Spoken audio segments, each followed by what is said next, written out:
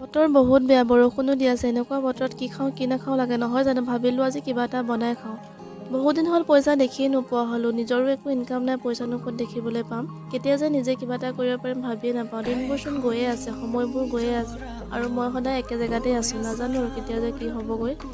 এইটো কি হয় আপোনালোকে চিনি পাইছেনে? এইটো হ'ল নাগালেণ্ডৰ নাগালেণ্ডছ। মই কিন্তু জীৱনত ফাৰ্ষ্ট দেখিছোঁ দেই। বাকী যিয়ে নহওক, ডাৱৰীয়া বতৰ হ'লে কিবা বহুত জাল দি খাব মন যায় নহয় জানো। ভাবিলোঁ আজি মই বহুত জাল দি জালমুড়িকে বনাই খাওঁ। জালমুড়ি খাই কোনে কোনে ভাল পায় বাৰু। এইটো কিন্তু চৰ্দিৰ কাৰণে এক নম্বৰ দৰৱ দেই। আপোনালোকৰ যদি কেতিয়াবা চৰ্দি হয়, এনেকৈ অলপ বেছি জ্বলা দি জালমুড়ি বনাই খাবচোন, কেইটামান বুট আৰু কেইটামান বাদাম দি।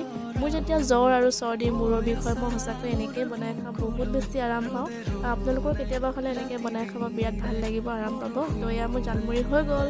আজিলৈ ইমানেই আছিলে। নেক্সট এটা মিনি ব্লগৰ সৈতে আকৌ লগ পাম। আজিলৈ বাই বাই।